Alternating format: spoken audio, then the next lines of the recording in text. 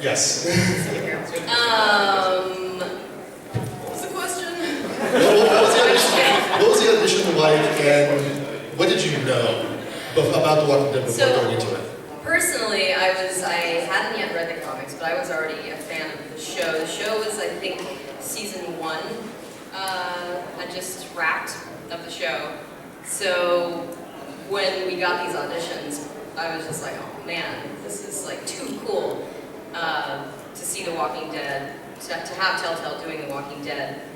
And I'd done a bunch of games with them before, and they're so awesome to work with, and it was just one of those projects though where when we got the auditions for it, it was like kind of one of those, like, oh man, I really want on this game. I don't know, I'm pretty excited.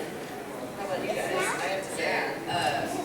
So I've done a bunch of auditions before for female characters in video games. And I don't know if you guys know this, but most females in video games, they're kind of two-dimensional. Giant boobs, tiny waist, that's it. So here I did this audition for this kind of frumpy, later 30s Belgian woman, and I was like, deuce. And to have them, these beautifully fleshed out characters and not caricatures, was amazing. And that's Piggyback upon that. In my process, I didn't know a lot about the game or the TV show. And I got the script and was reading for 2 characters, and I figured, well, I'll probably get cast for the African-American character. That tends to happen. That's not a bad thing at all. But as I was reading for both of them, I cried. I was so touched by the writing and the heart and the energy that went into this, and was thrilled when I got cast. Yeah, in the same way, when you saw the auditions, and a lot of us will do these auditions from home, get the scripts emailed, and we have home recording setups. The stakes were clearly very different from the audition copy here. Usually, people who compose games, they aren't so careful to put you right in the meat of a crisis in the scene, and that's something that Telltale was very adroit about doing. They gave you some really meaty parts to audition. And so I too was able to go in there without much knowledge of the show or the graphic novel, but there was just so much grist for the mill on that page that you could make something out in very short order.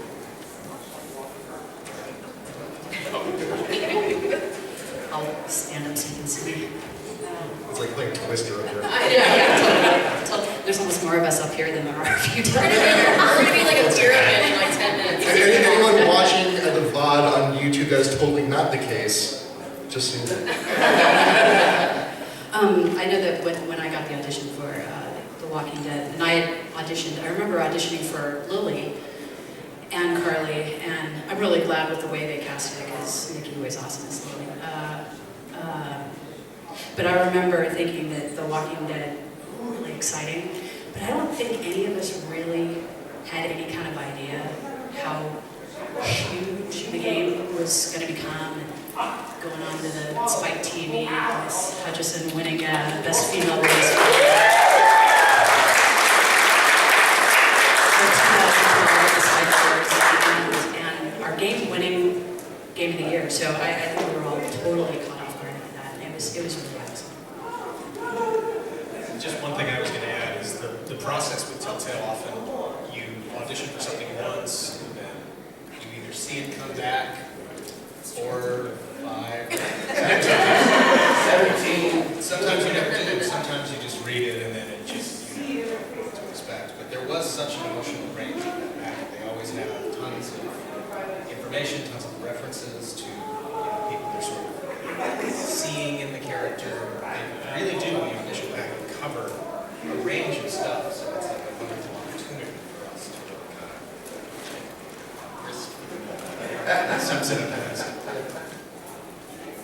I was just going to say that for me, I mean, when I saw the scripts, I knew it was something different. But then I think for me, that when I realized it was really something different, when I started getting emails and then saw like the YouTube of people playing the game, and when you guys had your little incident, just watching people's reaction to that was amazing. You can say it. Flipping out, yelling, crying. It was She awesome. shot her.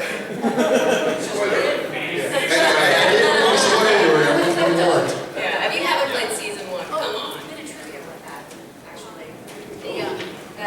video that's going around on YouTube of the fan reaction when Nikki here shoots me in the face. No, I'm afraid it wasn't just a flash roll, unfortunately. But and there was a fan reaction. That actually was my husband that put that together originally. Who, by the way, check out his shirt. He's wearing "I Saved Carly, Bitches."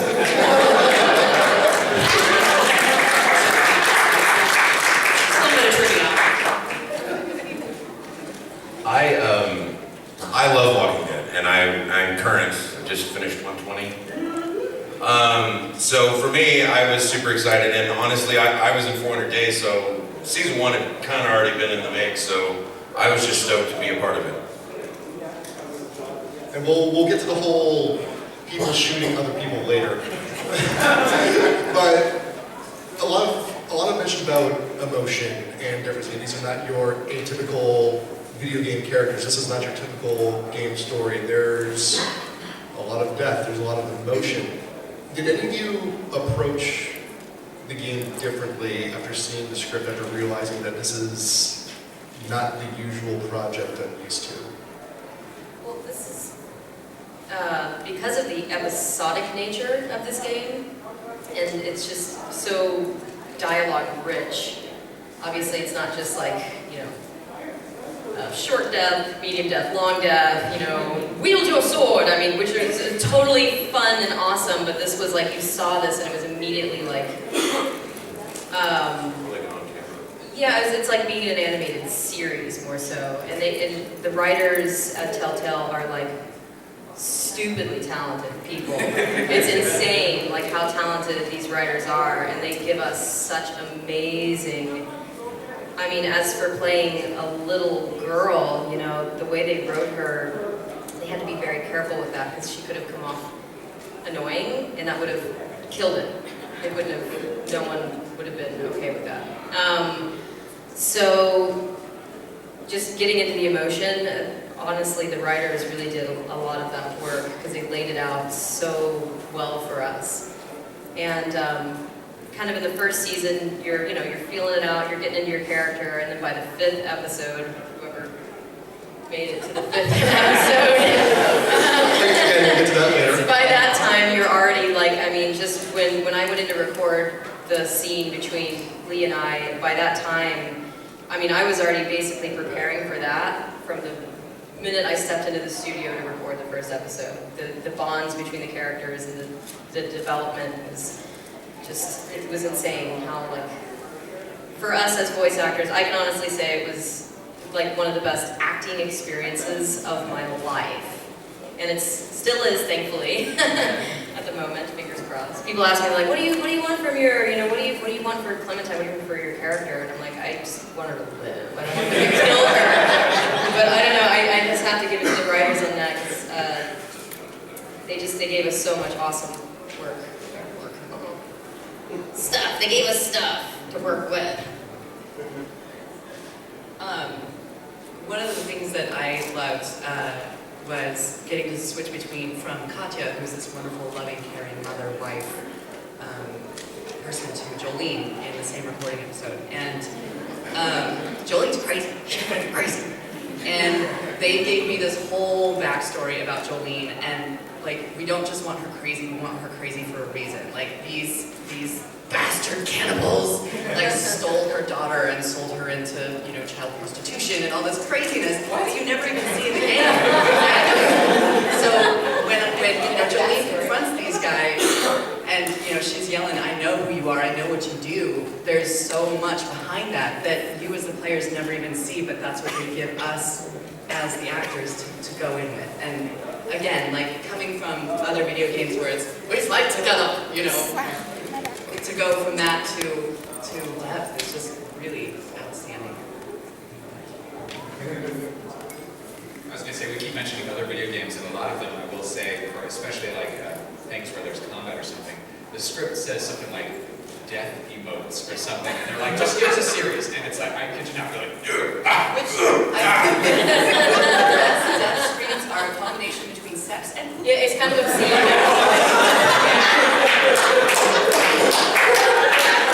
Thank you for coming to the panel, everyone. Let's keep, I don't want to end this question on that. Why not? We could, let's, anyone else? That's the name of my new hit single. Anyone else about how this was different from other projects or the emotion involved? Sure. I go through a decent amount of emotion. Yeah, I've basically went into every session saying, so, how do I die? And they'd be like, oh, you don't? Oh, okay. But you're just the range of stuff that we had come up with. And we never knew going into it. And having like be an episodic game, having the pleasure of being able to, be in all 5 parts of the first series, it's just something where you never really know what to expect going in. So you have to be ready to, scream. I'm such a downer. Land of the Walking Dead. As far as the range, my character ended up, she actually was different than she appears in the game. She ends up leading them at the end, those who choose to go with her. But her character started off differently. That one I auditioned for and actually recorded almost 3 hours of work that didn't get used. And it was really, again, the writers are amazing. They just keep going. They're like, oh, we got to make some changes and capture character, so here's what you're doing now, and stay on top of it and stay grounded in that. And I love Tavia for that. That's actually the energy I feel like she had. It was just like, hey, this is what we got to do, folks. You with me or not, And so I love bringing that to her, and the opportunity was awesome. Just to comment on what you were, the actual question was more like, when you look at this thing, you realize it was not, like a lot of video games, we keep saying other games and all that stuff, and in a lot of other games, your characters are a little more like superhero-y or something, and in this, they flat out told you, we want gritty, we want real, we want people that, sound like they really are this person. So yeah, there is a lot of like realism to it, and I think the comment that you were saying before, like it's almost like an on-camera acting role, because you really do just sort of express the real feelings you would if you were that character. There's no like feigning that you're good to go when you're injured, that kind of thing. You are real. So it's a fantastic process. Harrison Ford is famously quoted as saying of George Lucas's original Star Wars script, you can act this, but you can write this, but you can't act it. Okay? The thing that sets, we come across a bit of that, by the way, sometimes. Just between us, okay? We come across a fair amount of that, all right, when in game auditioning. But this series set itself apart, and a lot of the Telltale stuff set itself apart for not having anything like that on the page. When you're given an audition, which it's the death scene of your son, it's something actually, it's designed to pull you into that moment and extract the best out of you on a dime. I mean, it's difficult not to react viscerally when you're presented a scenario like that. So the brilliance of the writing is probably a strain that you're going to hear a lot today as we talk about this. Let's talk a little bit more about death, because we keep saying most other games, but it's true, most other games do not handle character death in such a way that The Walking Dead does. Was that difficult for any of you? Did any of you have to really dig deep into this, really challenge you in any way? I would say personally, it was not as hard as you think in many ways, because this is the kind of stuff we've all been waiting to actually do, as opposed to like, avenge me. It's really real stuff, and it's like, I always tell people, it's like, if you want to get an idea of the game, watch some, like the playthrough of the end of the game, and you see these people bawling. When's the last time you saw people crying at a video game? I cry at video games, but realistically, that's a mark of the amazing writing and amazing storytelling, and that all these are so real and so painful. And I remember playing The Walking Dead for the first time, and I knew a lot of the script, and I played it. I was like, this game is effed up. If you played it, you're like, I cannot believe they're doing this stuff. You know, and it's so the most emotionally wrenching video game of all time. I recorded my scenes for the last half of the season from Los Angeles in a sound booth by myself with, you know, the directors on the phone. And they had told me in episode 1 how Katya would die, but they didn't tell me when. And I was really pulling for episode 5, season 2! But they emailed me the script the night before, and God help me, we were all sobbing. I mean, you know, they brought in like an extra box of tissue. I can't even imagine doing a Lee Clementine scene, but it was unlike anything ever.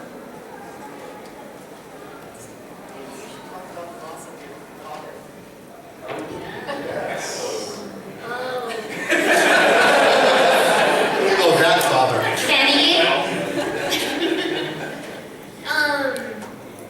Yeah, that whole deal, recording that scene in Salt Lake. I pretty much had to recover my old drive home. I couldn't even talk to anyone. It's one of the most intense scenes I've ever done in my life in anything. It's pretty incredible to act that out by yourself and not have anyone with you, and you have to create the whole scene. And it's amazing how you just get into it because the writing is so good, like we've all said a million times. It's just, it's hard not to get lost in it, and that was kind of, I had to recover. It took me a lot to get over that. Yeah, it was intense. Just obviously my process with Lee, that was really horrible, but again, because of the episodic nature, like you didn't, as we're all saying, it wasn't like I had to like go into the session and like, all right, think about the loss of my dog. All right, you know what I mean? Like sometimes in acting, you literally have to like think about the most horrible things that have happened in your life that you have to like, you know, to get the emotion, get the tears. But it was just like, I mean, when I walked in for that recording session, everybody was already in the mode. It wasn't like the normal, like, hey guys, let's joke around and, you know, be stupid for like half an hour and then record and then say other stupid things. Like, because that's what the typical recording session is. It's a lot of laughter. It was very somber. Like, I went into the studio and it was just like, we were all already like there. And I was like, all right, well, are you ready? And like, you know, thankfully, Dave had actually recorded his lines before me. So I was able to, they played his lines in my headphones. So I did actually kind of get to act with Dave that whole scene. And it was just like, I mean, even talking about it, like it just was so it was really emotional and just like tears and sadness, and it was very real because it was sad. It was very sad to say goodbye to him. We've been through so much as Dave, my friend, and as Lee, the character. So it was crazy. Did you both say something? Was the process a lot more difficult if you two were actually in the same group? That's a good question. You know, honestly, in general, I think if we all had our way, we would always 100% work with the other actors in the booth, if it worked that way. Because it's always, you know, it's more natural to like, you know, vibe off of someone and read with someone. I think we're all kind of used to not doing that at this point, so we've just kind of learned how to. But I think, no, if he would have been in the booth, it would have been, yeah, it would have been like, just like, snot and tears, and I don't know, we probably would have had to start drinking, I don't know, it was just, it would have been just as effective. If not, I can't say more because I think what happened in that scene was magic, but I think it would have been just as effective, maybe more, but yeah, so it wouldn't have changed anything. And we never record anything together. No characters ever did anything together. And I think that, again, the writing of this game and the acting of this game really speaks to the fact that because we all recorded solo, but then we all met after the process, and this odd created tragedy like made us all friends. It's like, because most other video game actors you never meet, you never know, or you could meet them somewhere and be like, oh yeah, we're in that game together. And I say, these people, we hang out, we're friends because of this experience, which I think is I do want to get a little bit away from so depressed. So let's talk about your individual characters and is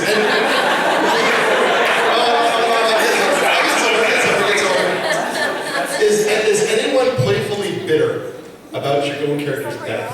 Is there any rivalries? Is there any fun banter between you two? Go ahead. I loved my character so much because he's basically like a hyper version of me, and down to the voice is just a little bit higher. That's so me. And so I was like, "Hey man, season 1, you made it!" And then when that first script came through, I was like, "No, I want to say something like avenge me." So there was that literally in the booth when I was reading the script and we were getting ready to record, I was like, that's it? I had a speech prepared. I wanted to say something, so I was I'm playfully bitter. Yeah, playfully bitter about it. As I say, I get a lot of emails, about it, and I just said nothing is guaranteed in the zombie apocalypse. Did they actually tell you that? No, I Because if that was in the actual paperwork, I think it'd be even more hilarious. Exactly. But that's the whole Walking Dead is like, when is it coming? When is it coming?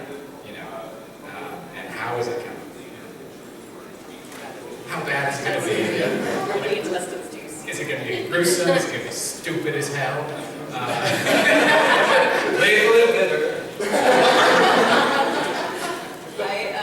Out of the 5 characters that I voice, all but one of them are dead. And so I have some friends on Twitter that are starting a 1 in 5 survives. We're really hoping Shell from 400 Days makes a comeback somewhere.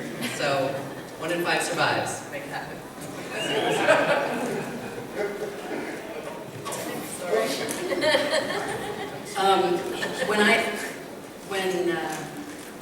When I was cast as Carly, Sean Bannon, the creative lead on The Walking Dead, he told me that Carly was, I died twice, depending on what your choice is. You can kill me off the first episode, which I hope to God none of you did, but I'm sure that there's a couple of you that did. I can see it on your faces. But I knew she was going to die halfway through, permanently through episode 3. But I didn't know how, and it's the zombie apocalypse. I just figured, it's probably going to be at the hands of walkers. I didn't know someone was going to plug me in the face. It's kind of funny because you have no idea how many selfies I've taken of me and Nikki where I'm holding an air gun to her head to get her back for blasting me like that. But and it was kind of funny because when I actually saw the episode, it was more disturbing to me to actually see it happen. And because I remember when Sean told me, I didn't know how she was going to get it until I went in to record episode 3.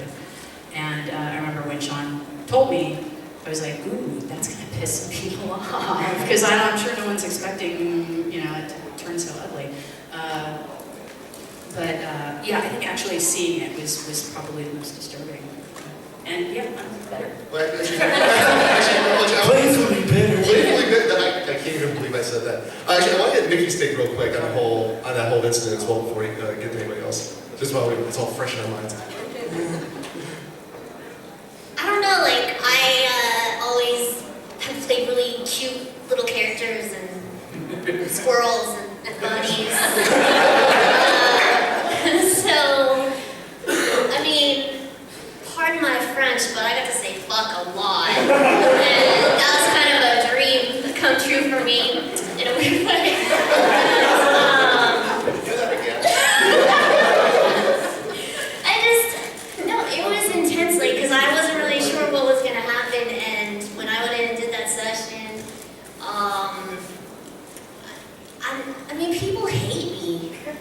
know, like people hated Lily. It kind of made me sad a little bit.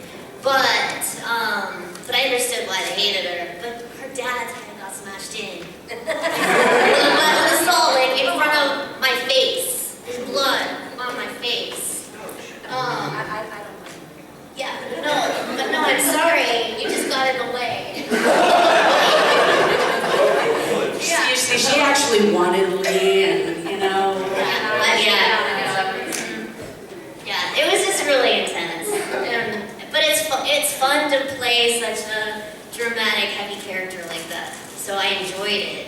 It's like I really feel like I got to delve into acting and it felt good. And your voice is so different in there. Can you do a little bit of Lady just to show? Oh, it's called Lady Town, and I just talk like a lady. Maybe it's Voice acting. I'm taking the train to Bittertown. Let's go to Bittertown. I was like I said, super thrilled that I was going to be involved in this thing at all. And so when I got Danny, I was like, oh, this is going to be great. And when I was doing the session, I go, I died, don't I? And he goes, oh no, actually, well, not necessarily. Well, we're going to have you do some zombie noise too. And I was like, oh, great. And so I did it, and then I got the game, and I got to play it, and I was like, yeah, wait, oh, I'm killing Justin, that's who I'm killing. So I thought, hey, me and Vince are gonna run off, it's gonna be awesome, I'm still alive. And then it gets to the end of the thing, and they go, oh, you learned that from Danny or whatever. And they don't tell you anything, but apparently I die either way. So I'm like, yeah, a little bitter, but it is, like he said, playfully bitter, because, you know, just being a part of this is the amazing thing. Yeah, we'll get that in a bit.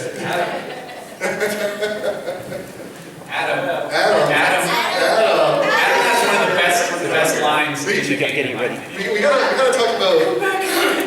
We have to talk about your death. I got it. Yes. Well, do you? Well, your potential death. I never saw it.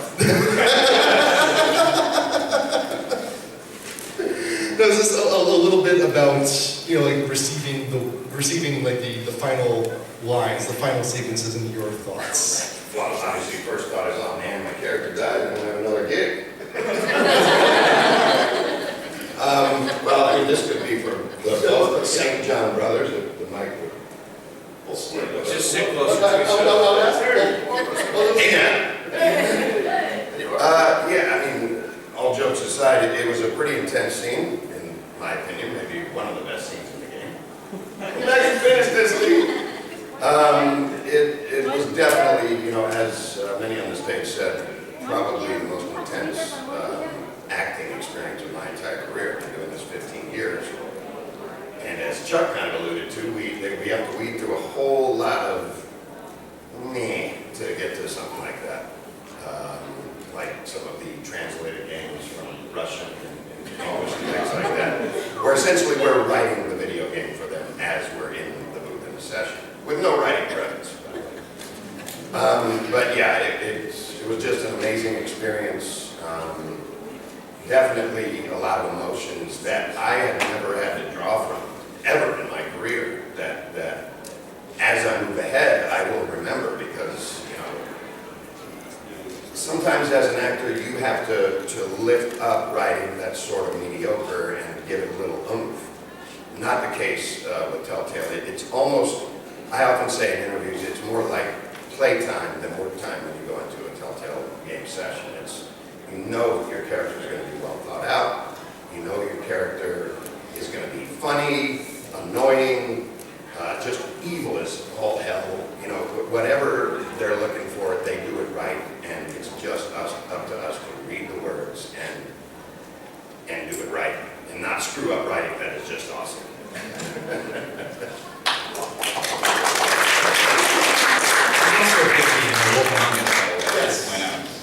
That is true. Thank you, Mr. Editor. I'm Brian Summer. I voiced Danny St. John in episode 2, season 1.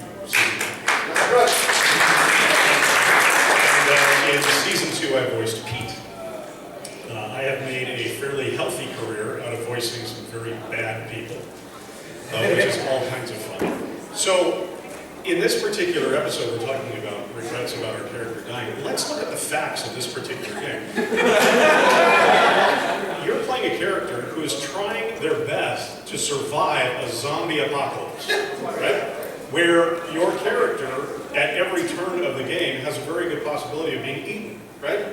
So as you're going through this game, who do you come across? A family of cannibals! Come on!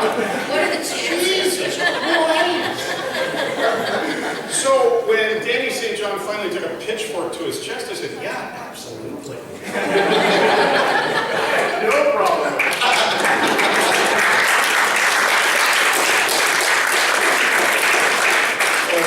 So, Gavin, any thoughts about Kenny? No. Okay. All right, we're good. Done. It was very clear at the end of episode 5, because I did a lot of growling and death, groaning, spitting up and that sort of thing. And then when we actually went to the rap part, we did a pickup session after that where it wasn't as clear if I was dead or not. And then Yeah, I know. So there's like a lawyer the who tells rap us. party, something that was really funny was Sean Bannerman, who we talked about before, told me, he's like, I erased all your death on. I was like, what? He says, yeah, I just threw it all away. It's like, oh, okay. And then the engineer Jordy says, stuff happened. We're going by soap opera rules. If you don't see your body, maybe. Who knows? Do we have any questions? Yes. Yes, Let's get your mic here. out of all. Okay. Out of all the season 1 episodes 1 through 5, I'm also directing this at the 400 Days actors as well. Which episode was your favorite for each one of you? Favorite episode? 3 for me.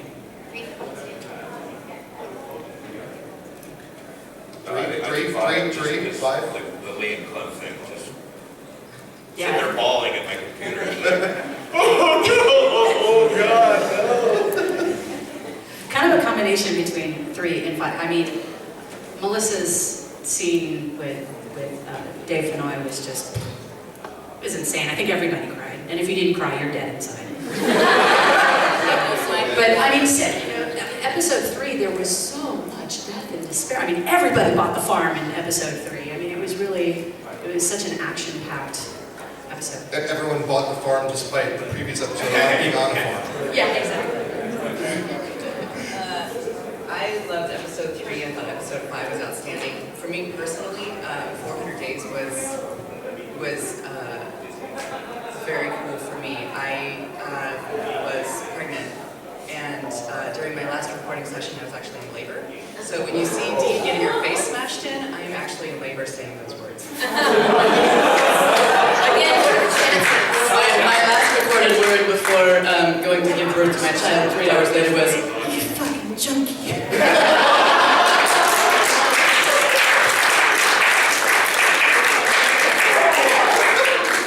By the way, if anyone else has questions, line up like right here because of the short distance of this microphone.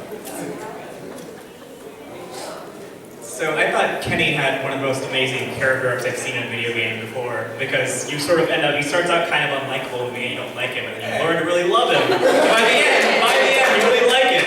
It changes so much. And so what are the challenges doing a character arc like that, given that his relationships to everyone change subtly based on the character's choices?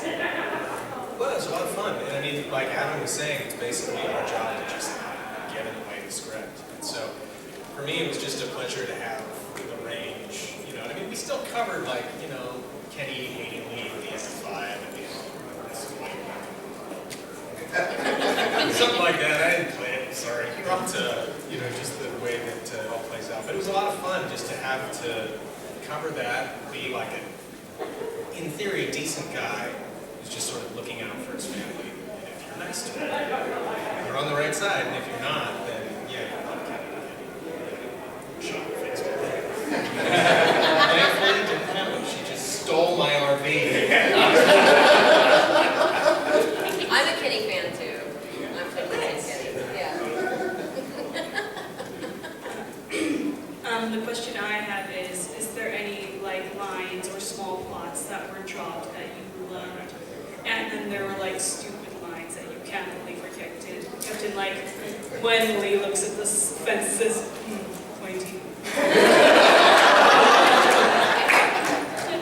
They actually, I just said, they said that for the first episode of season 2, I don't know who else played it, but Clementine's in a shed at one point. There's like this, she's trying to find things to like get out of the shed. She goes up to, I think it's like an anchor, and she says, I think she literally actually says, Pointy. So it's funny that you said that, because they have to do those, like, they have to throw those lines in, because they're the, you know. They need to lead the Right, but they did mention, because they made it, I think because of season 1, they did learn a little bit with season 2, because instead of everything being like, a rock, a tree, what's that flower doing there? And they made it more like, you know, a little more emotion and why is that flower there? And everything, and things are a little bit more like, I think because they realized that it got a little like, I don't know, but monotonous. It had to become a little more. I love the salt in episode 2. Yeah. He was like, did you lick it?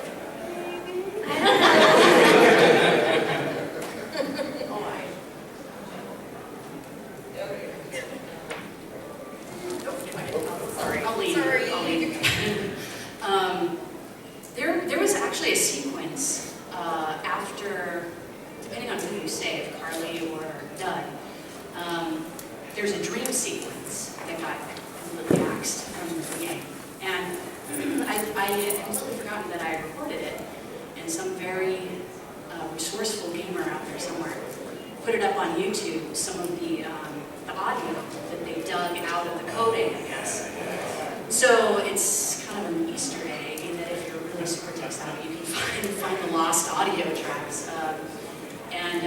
That kind of would have been interesting if they kept that. We kind of come back and haunt Lee's dreams a little bit for, you know, letting loose. The thing that I wish that they had dropped was that goddamn battery thing. When I recorded that, I was like, oh, dude, Sean, really? She's stupid, man. You're gonna let her die for that, dude. So, yeah. Brian, Ken, what's something to add to that? A little behind the scenes trivia, we actually recorded Danny St. John 3 times, all of his lines. The first time we came in, we recorded him fairly straight. Yeah. So for those of you that played the game, you know, he turned out to be a rather creepy dude. So the second time we came in, they really wanted to amp up the creepiness, so we gave him some vocal affectations, a stutter, and some breathing, things like that. And they decided, okay, it's a little too much. And then for the third one, we kind of married the two and brought it down. But in that second recording session, he had a line where he and Lee are talking about the farm and the history of the farm. And Danny says something like, yeah, during the summers, the kids would come out, you know, and tour the farm. He says, and the little girls would come out in their summer dresses. And then he followed that up with, that was really nice. And I went home and took like 4 showers. But that actually got pulled out, thank God. I think I maybe stepped over the line just a bit. Just a tad. I was going to give you one that I was really glad to be a part of, since my character Tavia is only in the epilogue, and just again how Walking Dead just speaks to life in general, and it's more than the game. It's bigger than the game. The writing is so deep and powerful, and the scene when Vince asks her, "Well, how do we know this is going to work out?" And you get to choose. My favorite choice of hers is you don't.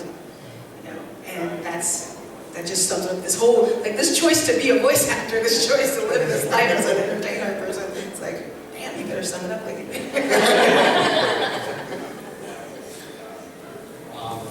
You guys talked about how acting in this was kind of similar to acting in an animated series, but I mean, a major difference is that the player can choose what some of the characters say or how they react differently. So how was that different from working on other video games and if you've worked on other non-video game projects?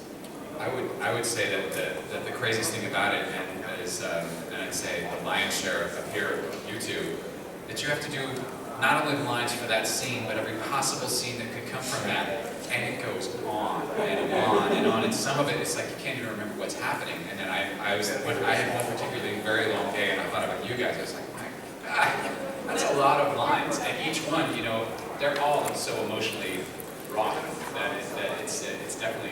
It makes you feel a little schizophrenic, I don't know, not really, but I mean, literally one response is like, sure, and the next response is, I don't think I want to. The next response is like, you can go to hell. You know what, I don't even know, I don't think Clementine ever says that, actually. She might, you know, maybe further on in the seasons. Yeah, she's becoming more jaded. So yeah, we literally don't, it's not like we do, like, let's do all the fun, like, happier ones first. Like, literally we do the, you know, we do them right one after another. So you really have to, like, jump in your head. Folks at Telltale give you guys a lot of context for each of those ones that's based on. Yeah, I was just going to say that like, they generally give you context for the line, and on many occasions, you don't really know what's going on in the story, because it's like, well, you're mad at them. I mean, sometimes they'll give you more, but I mean, a lot of times they'll be like, all right, so you're really angry when you say this, and so you just say the line angry, but then when they put it all together, you're like, oh, now I get it. But I had no idea when I was recording it, at least in some of the situations. Yeah, and this is something that I wanted to point out earlier when we were talking about, you go in by yourself, you don't get to play the scenes with your fellows in the scene. So there's this electronic device in front of you, whistling winds of solid. Just blow by. What will pull you out in the variable scenarios, what will get your butt out of a sling, is good direction. I want to throw a little ducat out to Julia Kwasniewski here. Because Julia was opening up the free scene and having a very specific idea in mind of how the scene is supposed to be shaped, and being able to tell us exactly what to do is an asset not only in playing out a multi-person dialogue by yourself, but also understanding how the scene branches based on the player choices. And he reads with us as well. He'll line read with us, which is, he's a good actor. He's actually in The Walking Dead, as a matter of fact. Yeah. Well, he does a few things, yeah. Yeah, he does some of the roles. Perfect example of that, there was one line where the line was, I just said, well, that looks sturdy. And he's like, no, it's a death trap. I was like, that looks sturdy.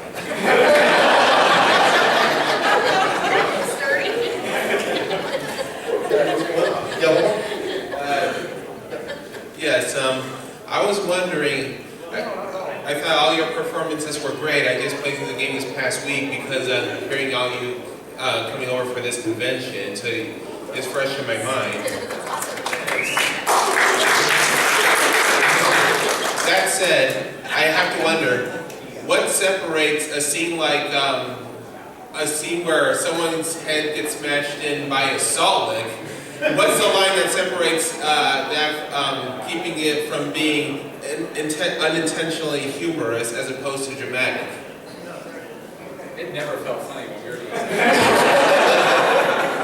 Again, I think that just goes to the direction. You know, the writers and the team at Telltale and Julian have such a clear picture of what they want to convey.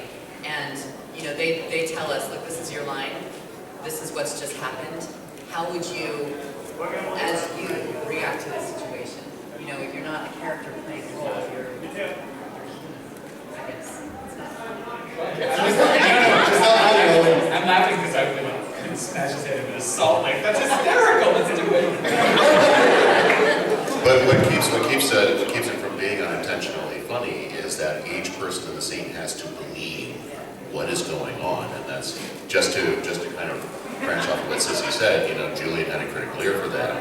He would know when to take place to that reaction. Now, sometimes you can see a scene where all the players are believing and very authentic, and still you can kind of back out and look at the whole arc and find a sort of grim humor in it. I think the Salt Lake is very nice to take that. But right there in medias res, in the middle of things, you have to believe with every iota what is going on. And that's something a good director is very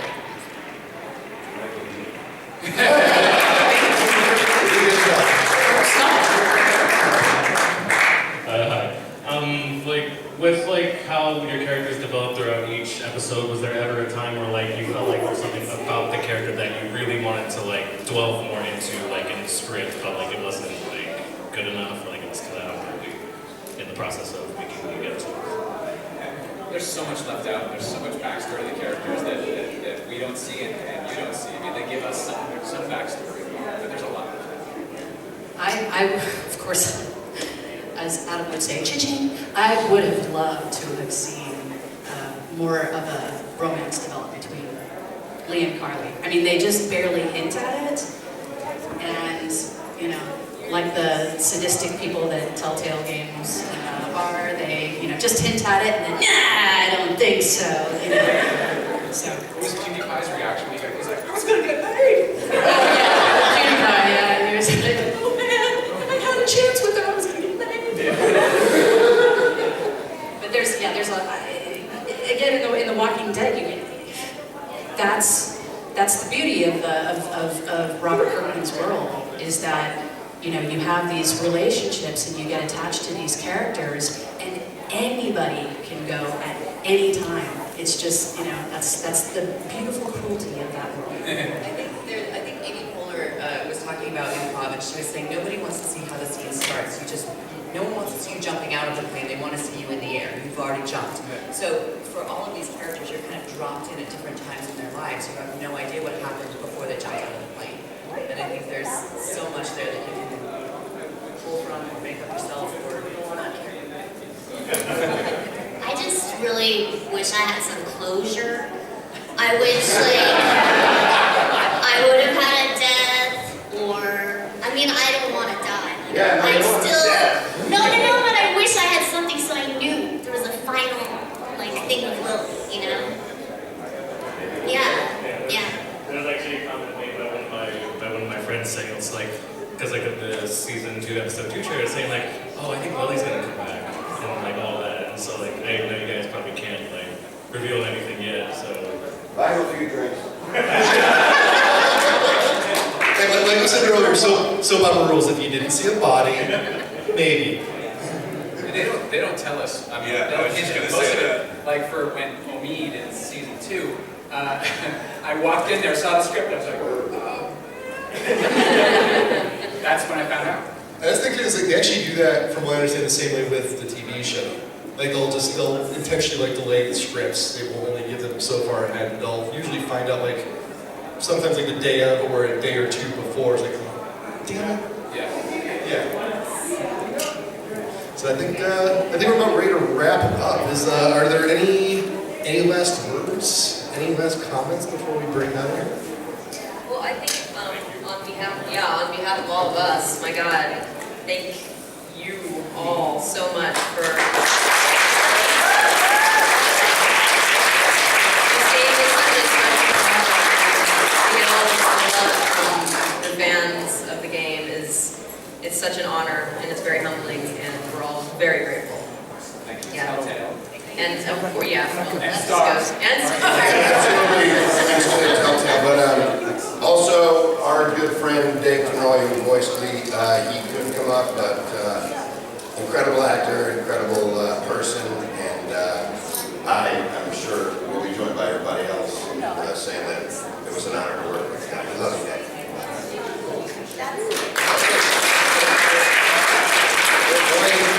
Thank you all for joining us. It's been an absolute pleasure. Enjoy the rest of the evening. Also, we got the Big Legends panel coming up here very soon.